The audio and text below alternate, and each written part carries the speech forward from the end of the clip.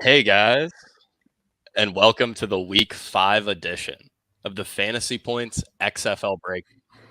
I'm your host, Jake Tribbey, and and I've got Chris Wecht here by my side to help us break down every angle of the Week 5 XFL slate. Chris, how are you doing today? And how did your DFS lineups fare in Week 4? I'm doing good. I think we're hitting our stride here with the XFL DFS season. We both had pretty good weeks DFS wise. You came in second place in the 333 contest, which is pretty sweet. We're definitely, I think we're definitely finding some edges and uncovering some hidden gems that the rest of the industry is not quite catching on to. Yeah, it was a great week for me. I think I said 25% of my $15 teams finished in the top 2% of the contest. I won a ticket to the 333 for $35 and ended up finishing in second. So I was really happy with the way week 4 went, and at the same time though, not fully satisfied because I didn't manage to win either tournament. So really excited for these next few weeks because I mean each week that we've gone through XFL, I just feel like it's further revealed that the field doesn't fully understand what they're doing, and like the edges are just absolutely massive. I mean, compared to NFL, I actually think like the edges might be 100 times bigger, which seems crazy, but the last 4 weeks have shown that, and we've got a great slate this week. So getting right into things. Um, we've got the Houston Roughnecks at the Seattle Sea Dragons. Kickoff is tonight at 10:30 p.m. If you like watching these games and you also like sleep, not really the week for you. A lot of late kicks this week. The total here is 43.5. Houston's favored by 3.5. Key injuries. Morgan Ellison is officially questionable. I expect him to play, but he clearly isn't 100%. I mean, if you watch the broadcast last week, he looked pretty good running the ball, but I mean, running on and off the field, he had a bad limp. I mean, he's obviously in some pain. And then Max Borgi, not listed on the injury report and listed as a starter. He was probable ahead of week 4. Obviously, a really shocking inactive. I'd expect him to go this week. I think they just held him out because it's a short week and because they were playing Orlando. I think Houston has a pretty good idea of their own talent and their own personnel, and I think they've done a really good job handling injuries so far, and they seem to have the smartest coaching staff. So I think that was more of a precautionary thing. I don't think there's anything to worry about with Max Borgi. Before we get into the fantasy side of things, Chris, are there any bets you like for this contest? Yeah, I think Houston should be a little bit of a bigger favorite than what they're the 3.5 that they are. Where we have it projected more like Houston minus 6.5, which I mean, Seattle can definitely put up points, but they're not. I don't think they're as good of a team as Houston. I think so. Whether it's Houston, I don't necessarily think the over under is too high, but it's more like I think Houston's defense might keep Seattle a little bit in check. Yeah, absolutely. I think 43.5 sounds about right to me. I actually got 40.5 when this opened over on Bovado, which I was pretty happy about. And yeah, I like Houston minus 3.5. I've already bet Houston minus 3. I don't think you can find that anywhere else, but we definitely like Houston in this game. I think Seattle's being slightly overrated by bookmakers, probably mostly due to their pass heavy nature. Yep. I mean, Houston's just legit number one scoring offense, number one scoring defense. Just a really great team. But getting into the fantasy side of things, we will start with the Roughnecks. I mean, this passing attack is awesome. We've got a 70% pass rate. We've got a lot of really talented wide receivers. I mean, the only thing that's probably stopping everyone from stacking Brandon Silvers with all these Houston pass catchers is that Cole McDonald is stealing a good amount of red zone reps. And goal line reps, he could definitely run some touchdowns in. So it certainly sucks that Silvers isn't playing every snap, but at the same time, I have a really hard time not liking him this week. We actually have him in our projections as our highest projected quarterback, I believe, only slightly above Ben DiNucci. Or actually, no, in terms of value, we have him as the top quarterback. But Yeah, oh, actually both. Actually both. Sorry about yeah. I that. think he said slightly. Yeah. Yeah. Yeah. So we have him as the top value and the highest projected quarterback of the slate. Industry wide, though, these Houston receivers are not projecting particularly well in terms of value. So that kind of makes me wonder if Houston stacks won't be as popular as I initially thought. What are you thinking here with ownership and this Houston passing attack? Yeah, I think it's probably partly just because they are starting to mix a few guys in with pretty much everybody being healthy. So you've got like the main guys in Jontre Kirkland and Deontay Burnett.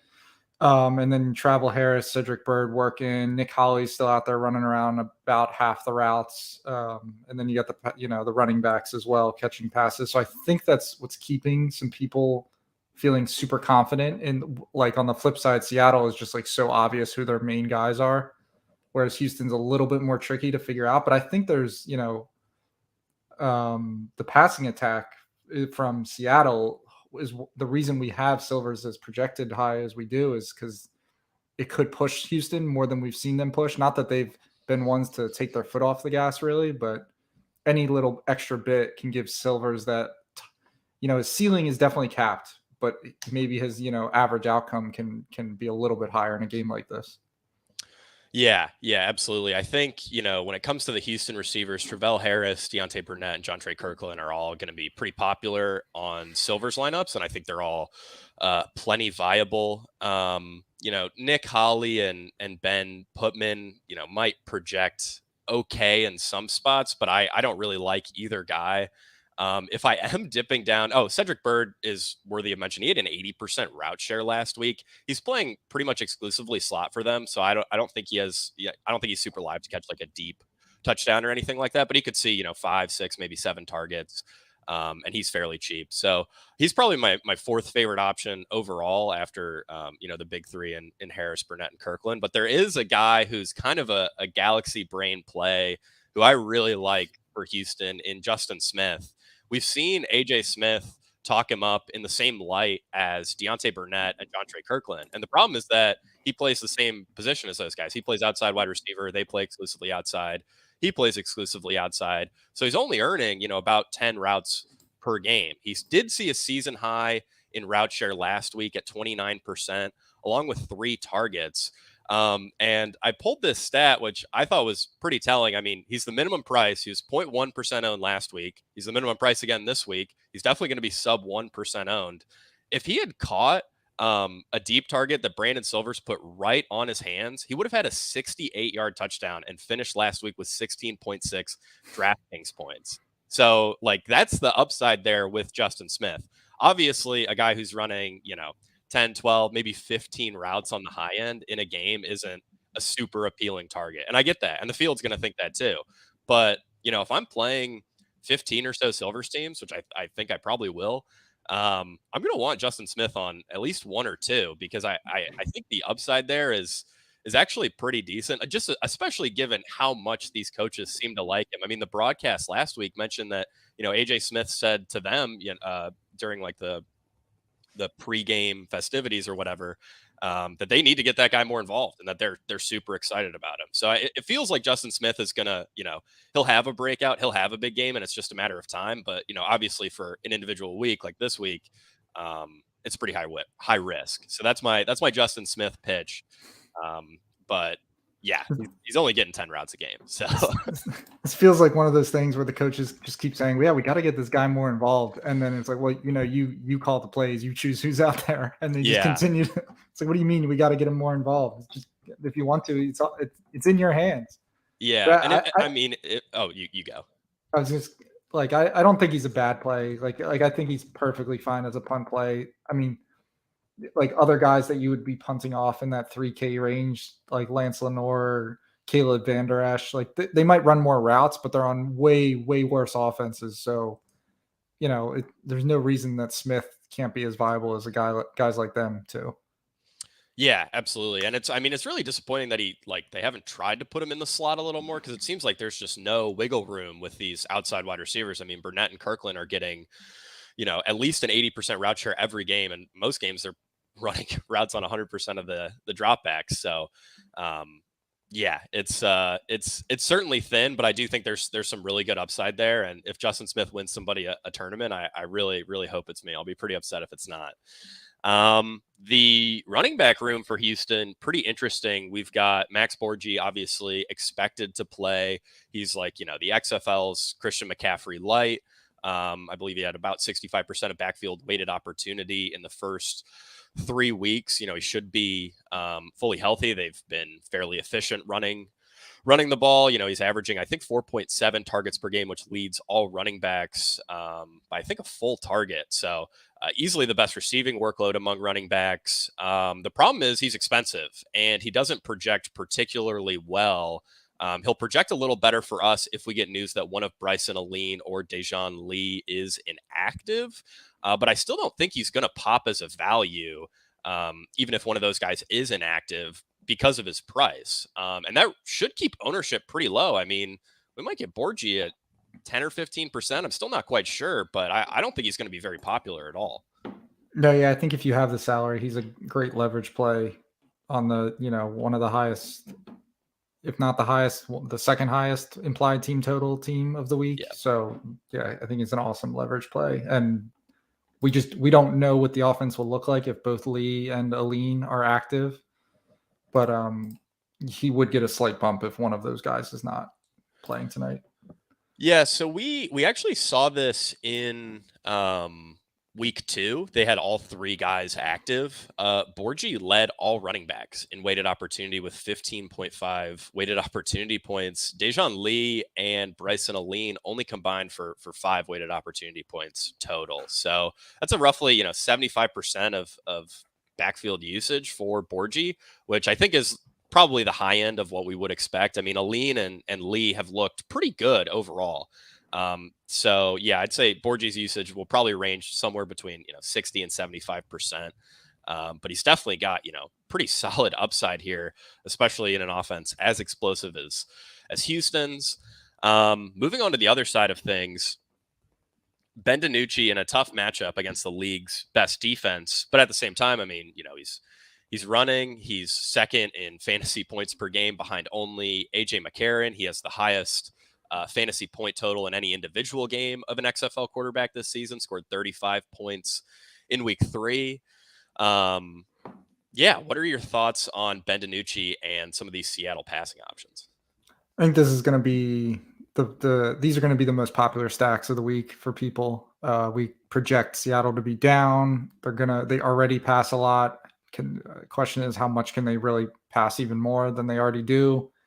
So you're going to see a lot of DiNucci plus Pearson, Blake Jackson, Josh Gordon with VZ, and even Jawan Green could be mixed in. I would probably avoid stacking, DiNucci, Pearson, and Josh Gordon's expensive, so he's probably not going to be the other super popular, but Blake Jackson would probably be the next one. That'll probably be the most common stack, so maybe try to avoid that and mix in other guys as you can. And then even throwing Ellison in the same stack, I think, is totally fine when we talk about him as well. Yeah. I mean, my thoughts on these wide receivers are pretty straightforward. I think Josh Gordon is a little interesting just because he's so expensive. He's pretty hard to get to. I mean, only 100 less than Ja'Cory Pearson, and it doesn't matter what projection set you use. I mean, he's going to project notably worse than Pearson. So he's kind of an interesting contrarian option. And I also wrote up Jawan Green this week as another solid option. He's had, I think, about a 65% route share and somewhere around a 12% target share these last 2 weeks, which, in the Seattle offense is pretty solid, especially at only 3,700 on DraftKings. I don't think anyone's going to play him. You could also say similar stuff, though, about Jordan Vesey, who's 4,900 and projects similarly to Jawan Green. Jawan Green is a better value overall, but neither guy should be very popular. So, are you worried at all that Josh Gordon's route share has been trending down basically since week 1? I think that's because they just want to get. Like, they seem to have pretty defined roles for these wide receivers. Jawan Green, VC, and Gordon are all sort of outside guys.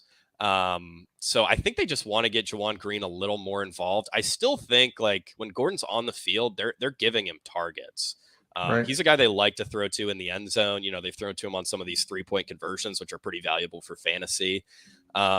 So, I mean, if we see Gordon's route share tip much lower, I'll start to get concerned, but I'm not too worried right now. I just kind of think they like this rotation at outside wide receiver, which maybe lends itself to playing a little more Jawan Green and Jordan Vesey than you would normally think is optimal. Yeah, I think that leads me to want if I had to rank him, in a lot of my stacks with Danucci, it would be, one of Pearson or Jackson, and then preferably VZ or Green with Gordon, just because he's so expensive. Yeah. But he also may have the highest ceiling of all the wide receivers as well. Yeah, he might. I mean, we saw it in week 3. He's still got it. So, Yeah. the Seattle running back room is a little interesting. I mean, Morgan Ellison is legitimately questionable, as we acknowledged. I expect him to play. Last week he was questionable, and he tweeted that he would play, which was a great hint. We have not gotten that tweet this week, so I'm not sure if that's a bad sign or if he just hasn't checked his phone. But yeah, Morgan Ellison, I think, is, a pretty solid play if he goes. I would expect, at least a 60% route share here, probably 75% of backfield weighted opportunity. They also have Darius Bradwell and TJ Hammonds. Hammonds provides basically nothing as a rusher. He's just a receiver playing running back. Darius Bradwell is, probably a pretty dang good play if Ellison sits. But I don't want anything to do with him if Ellison's going to be active here. Yeah, how are you going to handle this Seattle backfield? And do you think Ellison's going to be pretty popular? Because I kind of lean yes. Really, I don't know if he will. I think people will prefer the passing attack for Okay. Seattle, and then with Houston's defense looking pretty legit, I don't know. I think people will get a little scared off of Ellison. I'm not. He'll definitely still be 15 to 20%. I think, Mhm. but I don't see him getting up to 40% or something like that. Yeah, I'm with you. I think Brian Hill and Abram Smith probably pull more ownership, but I mean, yeah, Ellison could be in that 20% range. I mean, he projects in terms of value better than a guy like Max Borgi, so I'd expect him to be more popular. But yeah, I mean, I'm comfortable, kind of going both ways on Ellison. I think he's got a good ceiling because he's a really talented player, and Seattle can put up points. And I also think that this backfield just doesn't get much usage. We have seen last week and the week before, they're running the ball more in the red zone because Mhm. Ellison is playing so well. So that's an important note is that, while the backfield to this point hasn't had great touchdown equity, I think it's probably better than previous week's stats imply. Because yeah, they're just giving Ellison the ball more inside the 10 because he's really dang good. But he might only be 85% as efficient as he normally is, given that he's clearly in some pain here with this knee injury. Right. Before we leave this game, because I really want to make sure because this is probably the most popular game of the slate. Yes. Uh, do you think what is your preferred way to attack it? If you have a preference, do you like stacking Houston or Seattle, or does ownership you think drive you in one direction or the other? Yeah, it's really interesting from a macro perspective because we're going to have so much time to make optimal late swaps here, and it's really not something you ever get in Hmm. NFL DFS. And this is a very unique slate. I think this is our last Thursday start of the season. So I'm going to play a good amount of both stacks. There's really only one other quarterback, well, maybe two that I'm interested in playing on the 4-game slate. So I'm going to probably be overweight both quarterbacks and probably game stack pretty heavily, and then just try to leave myself, maybe a flex player and a defense on each of those teams, so that I can swap if things go wrong, or adjust if I'm in a really good position.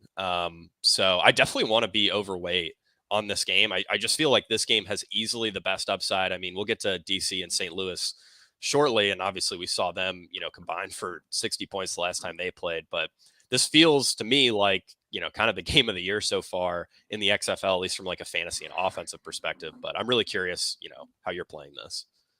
Yeah, more or less the same. I want to be overweight this game. I think it's just about getting the right pieces from this game. It's going to be, we could circle back to the macro of this once we talk through the other games, but Yeah. it does feel like it's going to be hard for the winning lineup to not have at least two or three pieces from this game, and it's just a matter of getting the right combinations. But yeah, we can circle back on the macro of after we talk about all the other games. Yeah, and that's the thing. You can game stack this game without playing one of the quarterbacks, which I think is another sort of interesting angle because I think these quarterbacks alongside AJ McCarron will lead the way in terms of ownership. So, even getting off them a little bit could be a bit unique, but I don't think I'm going to go that direction. All right, moving on to our second game. This is a Saturday 7 p.m. kickoff. We've got the DC Defenders at the St. Louis Battlehawks. Total here is 43.5. DC favored by 2. Some injury news here. Steven Mitchell, wide receiver for St. Louis, limited with a quad issue. I think he plays. Tight end Ethan Wolf for DC did not participate in Tuesday's practice. He's expected to miss, barring any sudden changes. And then Raquel Armstead with a calf issue did not participate on Tuesday's practice. That's a situation to monitor for sure. As of right now, Raymond Calais, who is not in the player pool, would be expected to fill the Armstead role. But I don't think we should expect much here, especially in terms of touchdown equity, because Calais is only 185 pounds. So if Armstead somehow sits, it's definitely a boost for Abram Smith because he's not going to lose any red zone touches to anyone else in this backfield outside of these quarterbacks. So certainly something to monitor there. And it's extra tough given that we have 2 full days in between games. So definitely keep an eye out there. On the DC side for fantasy purposes, I mean, quarterback is kind of the same old. We've got Teamu handling most of the dropbacks and, about 2/3, maybe a little more of quarterback snaps. But then you've got De'Aaron King with a, very notable red zone role. I think he had, was it 2 touchdowns last week? Yeah. I mean, Did you have any live lineups with him? I did not, unfortunately. Brandon Silver still outscored De'Aaron King. Although you did get De'Aaron King at 0.2% ownership. So my Silvers lineups did outperform my single De'Aaron King lineup. But not sure I'm going to go back to the well on that one this week because it seems like these roles are pretty set in stone with these quarterbacks. Like I don't see King emerging with a bigger role. They're winning too much. Yeah, unless there's an injury to Teamu or anything like that. So I think, as a contrarian option, Teamu is a little interesting for the 4-game slate. And obviously he's in play for the Saturday 2-game slate. He's super streaky. He has, the rushing potential. Sometimes he looks great as a passer. Other games he looks really bad. Do you have any interest in Jordan Teamu for the 4-game slate? Yeah, I don't think he's bad to mix in. I'll have to play with lineups a little bit more because he is like $1,000 cheaper than Silvers and Danucci. So maybe he allows you could play Teamu and literally play no stacks with him. Yeah. But then basically still be stacking Seattle and Houston. But if maybe that extra $1,000 helps you get, another high level receiver from that game or a one-off from some other game. But I think stuff like that might be kind of interesting. Yeah, I mean, I really can't understate just how good his touchdown equity is. In terms of inside the 10 carries, Abram Smith first. Jordan Teamu only has 1 less than him. He's second. Derek King is 4th. I mean, DC is just running red zone plays like seemingly all game, and they're all read options. Some of them are just design quarterback runs. So I do like that call that you can just, play Teamu. And yeah, I mean, you can stack all these wide receivers from our first game and then, play Teamu and a few other pieces from these final games.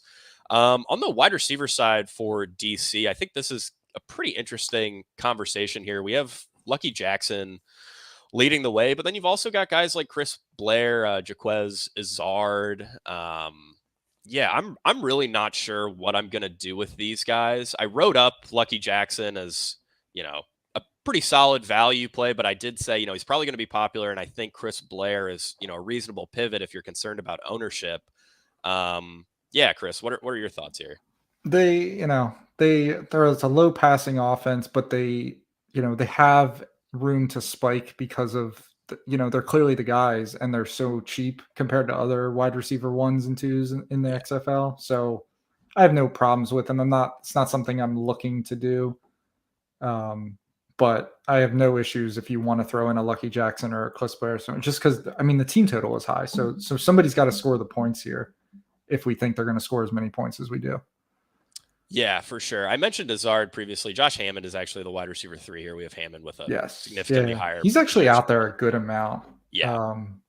Just doesn't seem to have any kind of explosiveness to him, really. Like they run screenplays to him and Lucky Jackson. And Lucky Jackson actually looks like he can do something with them, and Hammond just doesn't really give you much, and he's way more expensive. So Yeah, I mean, if you're really trying to get unique with Teamu stacks, which I don't think you need to, but maybe on the 2 game slate, Hammond has a little juice there. Hmm. Yeah, I think these guys are interesting, especially because I would expect, and I mean Vegas expects this to be kind of a pace up spot for DC. I mean, we saw St. Louis really push them the last time these teams played. So maybe that could force DC to throw a little more, which would obviously be good for these wide receivers. The backfield, we've kind of already covered it a bit, but Abram Smith projects really well for us. And his workload is just insane. I mean, these last 2 weeks, he's led all running backs in weighted opportunity each week. He's averaging about 18 and a half weighted opportunity points per game over the last 2 weeks. He had 8 red zone rushes in week 4. I mean, that is insane. I don't think he found the end zone, but he probably has the best touchdown equity of any running back, even with his quarterbacks siphoning off carries. At the very least, he's probably right there with a guy like Davion Smith. Maybe you could argue Borges up there too. But yeah, the touchdown equity for Abram Smith, very strong. How are you playing this?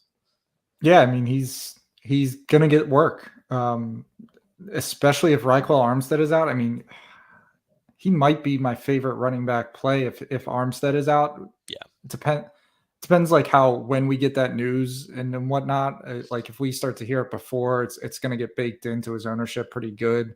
If and then it doesn't look as awesome just because we know Teamu King could run in the touchdowns. Like it's easy there's an easy path to failure for him, but there's also a big path to the ceiling. So if we don't hear he's out until right, but when the inactives come out for the game, there's a good chance Smith does not get pushed at much higher in ownership, and he stays in that 20 to 30% range. And I think he's a really nice play there, especially just given the team total and the touchdown equity that he has.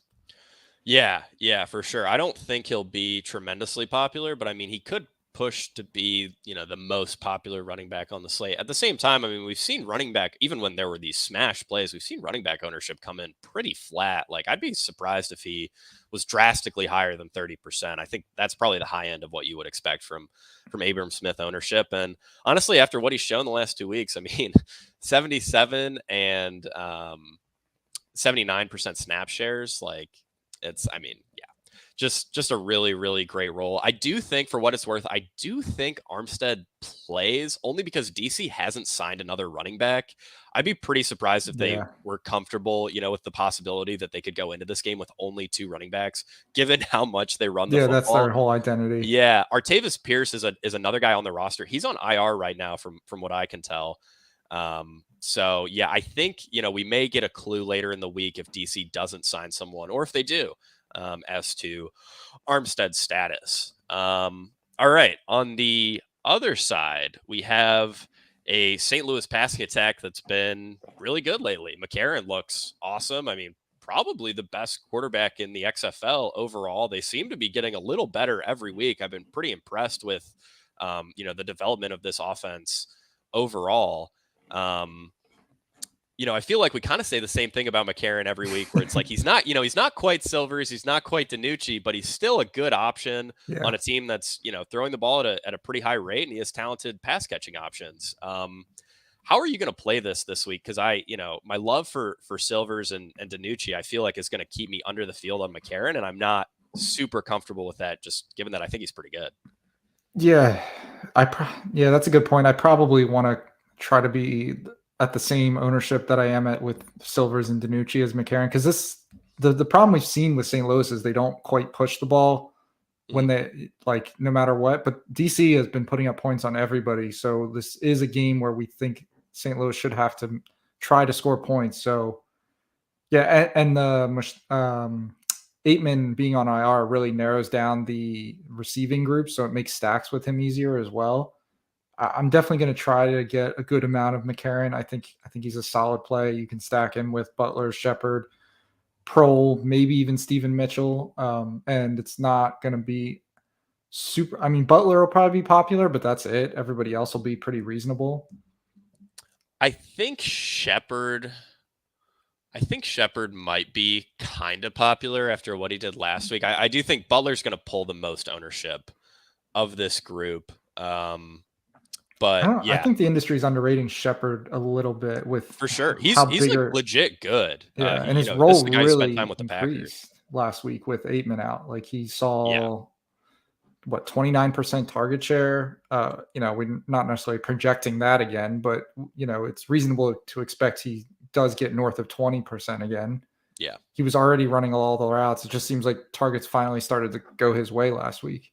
Yeah, him and Aitman were sort of splitting a lot of the targets on like that outside role, and it seemed to be, more in Aitman's favor. With Aitman out, I mean, it's really all Shepard on the outside, and in terms of target share and stuff, which is pretty great. So yeah, he's a bit underrated as a stacking option. I mean, we saw like really good upside last week. He could catch a couple deep balls. I agree with you. Stephen Mitchell, I think is viable. The only counter argument to playing Stephen Mitchell is that they might give his receptions to Brian Hill.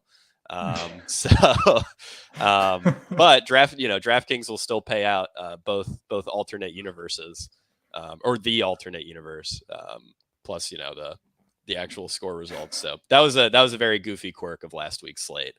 But yeah, no, I think Stephen Mitchell is fine at 4,300, decent route share. He has the highest average depth of target on the team. And yeah, just make sure he suits up and plays. At running back here for St. Louis, I mean, it's kind of starts and ends with Brian Hill. I wrote up Brian Hill, and I watched this game super close because I was sweating a pretty good amount of money here. And one of the things that I wanted to note with Hill was that his snap share was great last week. It was 70%. At the same time, though, Kareem Walker got some run at the end of the game because it was a blowout. Brian Hill also got his hand stepped on and had to come out for a couple plays. And I also think he may have tweaked his hamstring at one point. He came up gimpy and asked to come out after another play. That's like an extra 8 to 10 snaps for Hill. I mean, I think in close games, Hill's going to be at like an 80% snap share, for the rest of the season, as long as he can stay healthy. Yeah, he's going to be the most popular running back but for good reason. Yeah. He gets all the, pretty much all their work, and he's efficient with it too, which, a guy like Devion Smith gets all the work for his team, but it's just not efficient at all.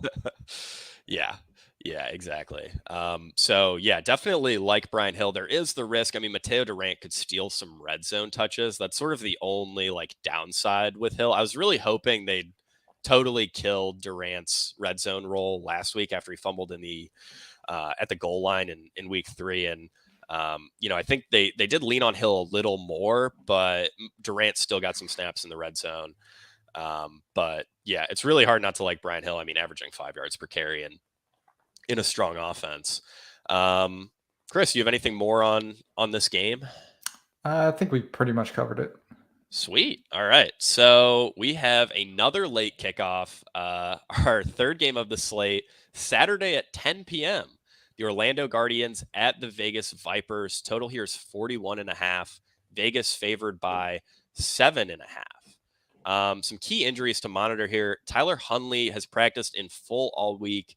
We are tentatively expecting him to start. He's listed as the starter. Obviously, we know we can't trust these Vegas depth charts. Last week he started the game and then he came out, I believe, on their second drive of the first quarter because he was just having a lot of trouble moving due to this like thigh knee thing that he's dealing with. And Luis Perez ended up finishing the game. I think we have like an 80-20 split projected right now. I mean, Huntley has like some real risk of coming out of the game due to injury, but I think he's clearly the better quarterback. So if he can go, he should get every snap. I have a little interest here in GPPs, but before we get to that, final injury note, Martavis Bryant did not practice on Tuesday and Wednesday with a knee issue.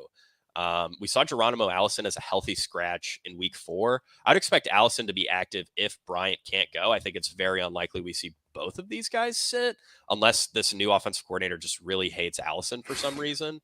I'm not sure if you have any take on this injury stuff before we get into the fantasy implications. Nothing, no serious take. So much is up in the air with their receiving core right now. So it makes projecting them difficult. And, you're just if you want to play a Vegas receiver, you're just going to have to pay attention to what happens with these guys.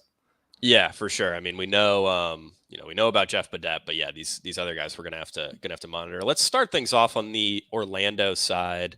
Um, Orlando actually has four quarterbacks on their roster right now. DeAndre Francois is probably going to miss this game with a concussion. Quentin Dormady found not guilty of being a mole for some other XFL team. I don't know what happened there, but he's still technically on the roster. He hasn't practiced since week 2, though, so we don't expect him to play. It's going to be Quentin Flowers and Paxton Lynch at quarterback, with Lynch getting the vast majority of the snaps there. But I would expect a package for Flowers. I mean, they obviously aren't very happy with the quarterback play that they're getting from Lynch, and that's why they were rotating Francois in there to begin with. So, and it's kind of tricky, because if you project Lynch for most of this role, which I think we do right now, he actually kind of pops as a value, but I mean, I have a really hard time liking him as a play. Yeah, projections make him look better than he probably is, and he and he's going to be played a decent amount, I think, because of it too. Which it's just so hard to imagine him being a guy that you need. He's cheap. He's cheaper. He's 8,000, but he's not like, I think we had Brent Hundley at like 6,000 something back in his first game. Like, that is a cheap quarterback. Yeah. So I don't think the savings are quite worth what the payoff would be if you do want to play him. Yeah, I'm with you there. I certainly don't love Lynch, especially if he's going to be popular. If you told me I could get Lynch at like 2, 3, 4%, I'd be like, okay, I'd think about it. Yeah, sure. But yeah, if he's going to be like 10% or something, I mean, I don't want anything to do with it. The Orlando backfield, before we get to these receivers, I think the Orlando backfield is really interesting because Devin Darrington, like, absolutely smoked John Martin in weighted opportunity last week. I believe it was 9.5 to 3.4, but their snap share was the same. It was 33% for each guy. Obviously, John Martin not really in play at 6,600. Devin Darrington, though, at 3,000 projects as a top value industry wide. He's projects as a value for us, and yeah, I'm really curious on your thoughts here, because it feels like a very dangerous situation to me. Yeah, playing a lot of Darrington makes me really nervous. Yeah, I don't think I'm gonna do it. I mean, he's a perfectly fine value play, but kind of what you said about a guy like Justin Smith, he's what is the upside with Devin Darrington? Like, he might pay off his value, and I guess it's kind of nice that he plays running back and can fill that hole. But I think we're starting to see some bell cow running backs emerge with Borghi, Hill, and especially Abram Smith if Armstead is out. So it doesn't feel like a week to me where I want to just kind of get my value at running back and go elsewhere. I think I'd rather take shots on, Lance Lenoir, Van Der Esch, Alize Mack, Justin Smith, some of the receivers that could really pop for me this week at that price point. Yeah, I'm with you. I think it's tough, though, because like in previous weeks, we've sort of had at least a little bit of running back value all the way down in terms of, the salaries.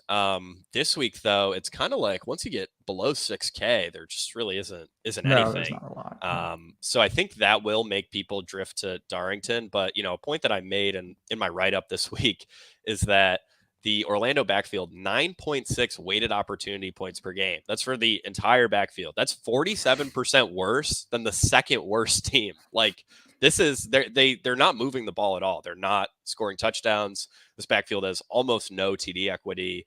And yeah, Paxton Lynch could, they have rushing quarterbacks, so those guys could steal the rushing touchdowns if they get into the red zone. Plus, the implied team total here is only like 17 points for Orlando. So Vegas doesn't expect much scoring either. So it's really high risk. I mean, the projections look good, but the context behind the projection makes me really nervous. We should mention that so Vegas has this over under at 41 and a half. And when we were trying to project this, we tried to get it even close to that, and we really couldn't. We're significantly lower than that. Or like you said, Orlando, Vegas has them at 17 points. We have them more at like 15 points, so even lower. So it just really, really is not a lot of scoring upside in this game, we think. Yeah, no, yeah, I definitely like the under here. I've been thinking about betting Orlando plus 7.5. I just can't quite pull the trigger because I feel like if Hunley plays the full game, 7.5 is pretty close to right. If we knew Perez was going to play the full game, then yeah, I'd be pretty comfortable with Orlando plus 7.5. But all right, moving on to the Vegas side of things. I really like Hunley as a GPP play just because I think people are going to be really scared off due to his what happened last week, and I believe he's got the questionable tag next to his name on DraftKings. So that should keep people away. I mean, we probably get sub 5% ownership on Hunley, who's one of the most talented quarterbacks in the XFL. The receivers are a total mess. So like, who do you stack him with? I don't know, but it should keep people away. So, Chris, do you have any interest in this Vegas passing attack? Yeah, if Hunley is going to get all the snaps, I'll always be interested in him because I think he's actually a decent quarterback. Yeah. If I'm stacking him, I mean, Bidet is pretty awesome. He's very involved. You really don't have to worry about him, but he's going to be popular. I Yeah. don't know how much that matters though if you're stacking him with a guy like Hunley because Hunley's not going to be popular. And then it's Sweeting, Sexton, and then we don't know about Martavis Bryant, Geronimo Allison. Sweeting had the big game last week, but he only ran like 40% of the routes. Yep. So don't necessarily want to chase that. Sexton ran 100% of the routes, I think. Yeah. Yeah, he And did. just didn't get a lot of work, but he's cheap. And if he's going to be out there again, he's probably a pretty nice receiver to use this week, whether you're stacking him or not. Yeah, I'm with you. I think your Bidet take was spot on. Bidet will be popular on his own, but Bidet plus Hundley, I don't think it's going to carry much ownership at all. And Mm-hmm. I'm fine with single stacking Hundley. I think I prefer double stacks a little more this week because of the uncertainty with his knee. I mean, he might end up throwing more because he can't move as well. But also, based on what we saw last week, if he can't move, I mean, they'll probably just take him out of the game.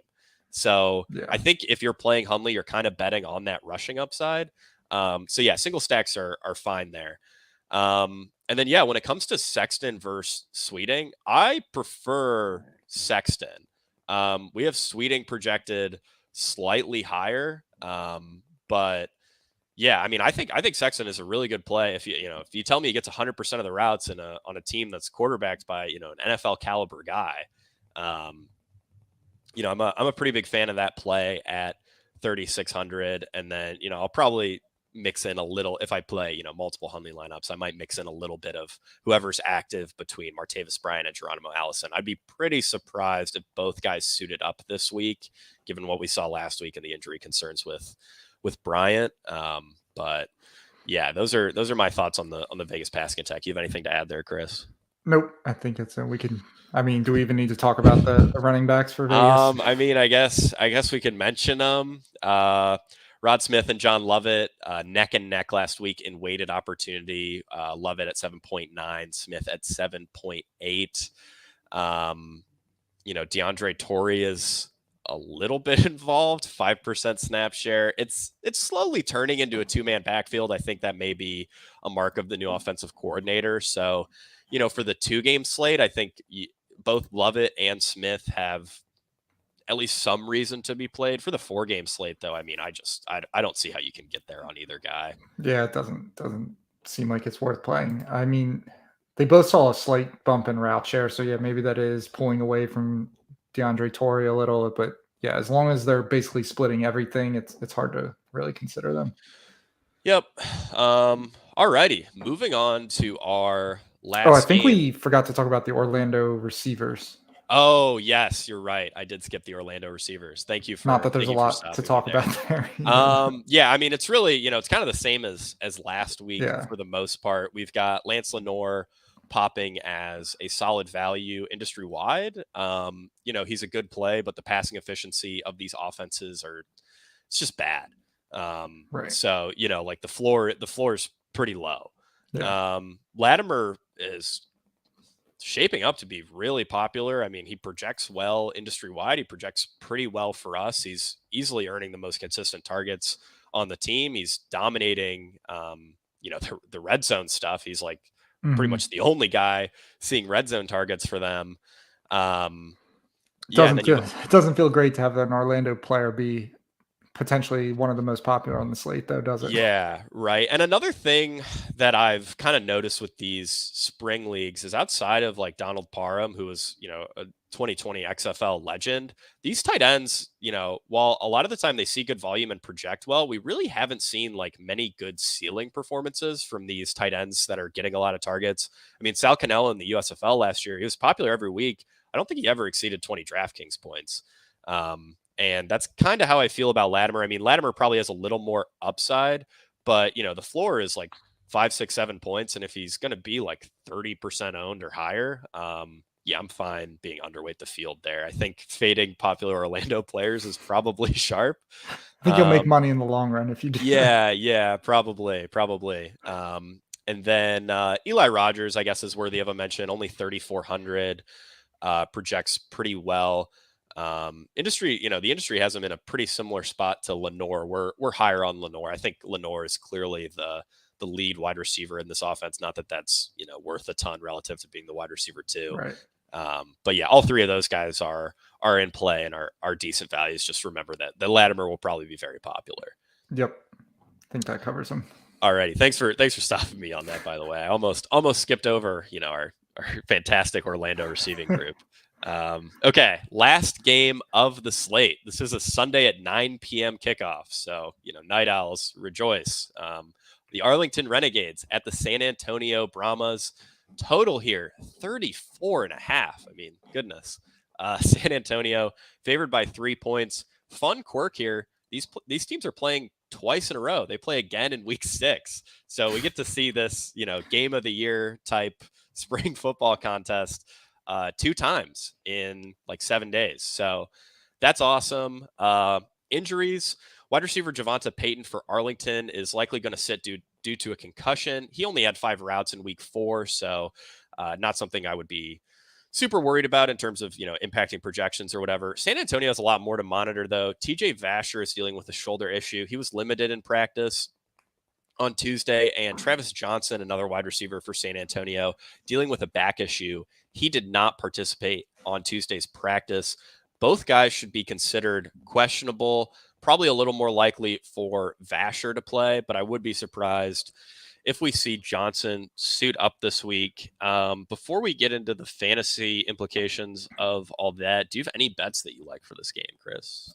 Not really. I think we're projecting pretty much where the Vegas line is. No, I don't think there's any good stands really with this one. Yeah, this line opened up at 36. If you manage to get the under there, I certainly Yeah. like that. Not something I bet personally. You might still, if you shop around enough, maybe you could find like 35.5. I'd be fine with that under. We're really not going to see many points in this one, I don't think. But all right, starting off with the Arlington side of things. I mean, we've got Kyle Sloter playing not very well. We've got wide receivers who are jumping all over the board in terms of route share on a weekly basis. Mm-hmm. I mean, I'm fine totally fading, this game and especially this passing attack.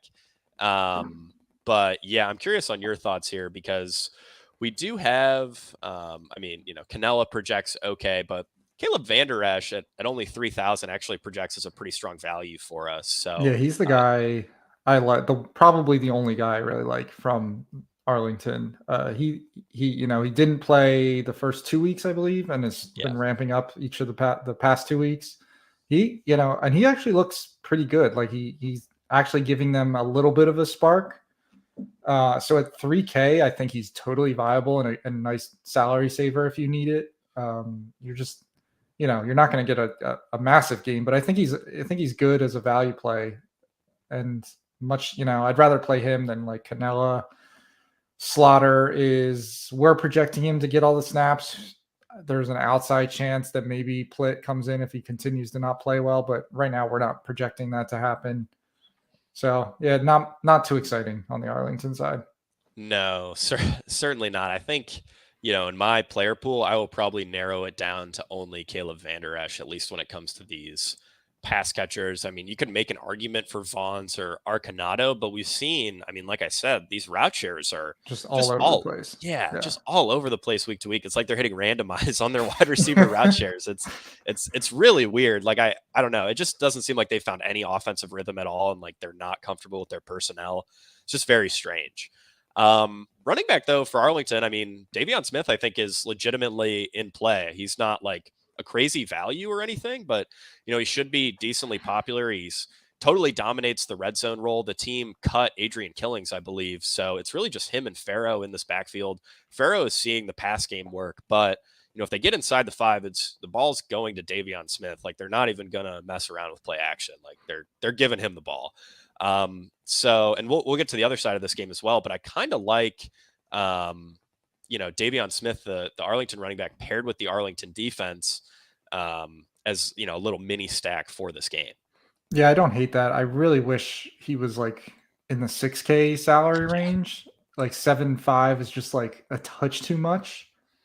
Just because like your upside is him scoring a touchdown. Maybe he runs for 30 or 40 yards. That's like 11 points. So for him to hit 2x value, like that's still not even 2x at 7.5. So he's a little expensive, but I think he's an okay play. Yeah, I mean, I think what's keeping him in play is that running back scores in these spring leagues are just always so low that if you can get to 17, 18, 19, you're probably going to be the optimal running back. And if he falls into the end zone a couple times, that's certainly possible, especially in a game like this where both of these teams are bad. So I wouldn't be surprised if one of these teams won, like 24-10 or something like that in sort of blowout fashion. Yeah, not really sure I have anything else to add here on the Arlington side of things. I think we're safe to move on to San Antonio. We've got a split projected at quarterback. They just demoted their offensive coordinator, San Antonio did. So obviously not very happy with the way things have gone these last 2 games. I mean, Cone was super efficient in weeks 1 and 2, and like as of late has looked pretty bad. Reed Sinnett, could potentially start, or at the very least could certainly rotate in and get some reps here. Chris, I imagine you don't have much interest in this San Antonio quarterback situation. No, I mean, this might be the team I have the least interest in altogether, which is saying a lot with Orlando and Arlington on the slate. The QBs are going to split. We got tons of injury news on the wide receivers. It's the last game of the slate, so we're not going to have that information until you're going to have to make your calls on this. This really does feel like a spot to, what we talked about a couple guys from the Arlington side, but on the San Antonio side, maybe the running backs, but the receivers and the QB, I'm probably just avoiding because I don't want to have to wait and not play guys from the other 3 games until Sunday night to find out who's going to be out there for them. Yeah, I'm with you. I think, Jalen Tolliver, I mean, just absolutely no interest in these quarterbacks. But Jalen Tolliver, I think, is a little interesting. We're above the industry on him. He led all pass catchers in targets last week. And I mean, he's not going to catch any ownership because this is just so gross of a situation. So like I don't, if you're playing in like the super large tournaments, I actually don't hate Tolliver. And both Alize Mack and Fred Brown project as decent values. I think Fred Brown had a near like 100% route share last week, right? Yeah, he was out there a lot. Yeah. So like both of those guys are fine. But I mean, with the brutal QB play and stuff, like I'm kind of viewing San Antonio the same way I am Arlington, where, maybe I'll play some of these value guys. Maybe I'll have a lineup or 2 with Tolliver, but I mean, most of my exposure here is probably going to be to like Kalen Ballage and the defense. I mean, mostly the defense. Ballage is like Davion Smith if Davion Smith lost 25% of his red zone work to his backup running back. So I can't imagine that's a very tempting proposition to a lot of people playing DFS, and that that should keep ownership pretty low on Ballage because just like Davion Smith, you need him to fall into the end zone probably twice. This, again, if he was in the 6K range, it's way more tolerable, but he's in 7.8, so it's just tough. Yeah, it's really tough. If if you told me I'm just gonna totally X this game out of my player pool outside of the defenses, I would say, that It's that okay. makes a lot of sense. Yeah, totally okay. It's a very unique slate, and I think this kind of leads nicely into macro thoughts. It's a very unique slate in the sense that all the points I think are going to be scored in these first two games for fantasy purposes, and then you've got sort of like this mid-tier game with Vegas and Orlando, and then just a horrific game on the last day to close things out. Um, Chris, I mean, I know we've kind of already talked about it, but do you think there's, can this second game, can DC and St. Louis keep pace with Seattle and Houston? Because I do think there is an argument to fade the first game, and it's not one that I'm really buying into, but it's that Seattle and Houston are the league's top pass defenses by passing yards per game allowed. So maybe this game is a little bit more of a slugfest than than we maybe expect. I don't necessarily think that carries a lot of weight because I think Houston's offensive coordinator is a genius, and I think Seattle, they've shown that they have plenty of passing upside. DiNucci being kind of streaky, I think, sort of helps their upside because he can get really hot. I mean, I think in week one he threw for like 110 yards in a quarter. Like, I mean, he's got some serious upside. So yeah, so Houston's defense in particular. So they've played Orlando twice, San Antonio, in Arlington, Arlington, right? That's right. So all teams that we are pretty below, we now know are not good offenses. So there's a chance. Well, I mean, we think their defense is pretty good. I'm not gonna say it's not, but there's a chance that a team that actually is functional on offense, like Seattle, could get this game going. And I'm buying a little bit more into that route than trying to fade this game. I don't think it's not projecting to be as popular as I initially thought it was when I saw it was on the slate. So I'm probably not going to fade it. I think there's going to be a hard time where there's not at least 2 or 3 players from this game in the winning lineup. It's just a matter of getting the right ones. I think there's plenty of different ways to play it, and that's I think that's how I'm going to attack it. Yeah, I'm with you. I think this is a much better week to play DiNucci than like last week. I mean, last week DiNucci was like 50% owned across the board, which just wild. This week, I think people are going to be off him a little more because of the defensive concerns. The idea that the Houston defense is really good, and I mean they probably are, but playing Orlando twice and San Antonio and Arlington is really going to jack your numbers up. So yeah, I do really like this first game. I mean, I guess I just hope it doesn't catch a ton of ownership. I think if these quarterbacks combine for like 60% of quarterback ownership, I'll get a little nervous that I maybe made the right call going harder on this game. But I don't know. I mean, I think McCarron, Teamu, Lynch, like they're all projecting well enough industry wide that they should soak up some decent ownership. Yeah, it's just tough. I do think this game will be a little more popular than people think, though. Another thing that I've noticed, like macro wise, is that guys who don't project, maybe top 10 values at their position or whatever, for the most part, are just going like way under owned. Like sometimes you only need to step down like a point and a half to get from a guy who's like 8 or 10% owned to a guy who's like 0.8% owned. So I think that's like an important note. Like, I mean, Justin Smith, right? Like industry wide projected for, 2 fantasy points. We actually have him at like 4.5, I think. Not a huge gap between him and someone like Caleb Van Der Esch, maybe like 3 DraftKings points. And the ownership difference will probably be like 15% there. Like Justin Smith is going to be very close to 0. So I figured that was something I'd note. And then, people are really just blindly chasing value as well with these projections. I mean, we've kind of seen it with guys like Canella, some of these quarterbacks, Sloter in week 3, where he projected well, but we kind of said like, look, the upside here isn't great. And he was like, I don't know, 35% owned, or it was crazy. Yeah. So yeah, Chris, I'm not sure if you have any other like macro thoughts to close us out here. No, I think I think they would pretty much cover it. We have to touch on, we have a comment from our resident NFL draft guy, Brett Whitefield. Better snack, peanut butter or beef jerky? Oh, definitely beef jerky. I've always, when I was working at PFF and doing charting and stuff, I was always pounding the beef jerky and coffee. I feel like that's like the ultimate football guy snack. That's that sounds pretty much just like what I would expect.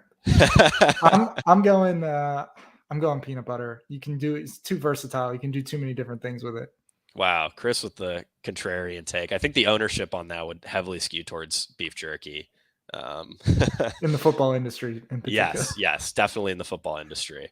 Alrighty, guys. Well, thank you so much for tuning in to the Week 5 edition of the Fantasy Points XFL Breakdown. We're so happy to have you, and we hope to see you all at the top of the leaderboard.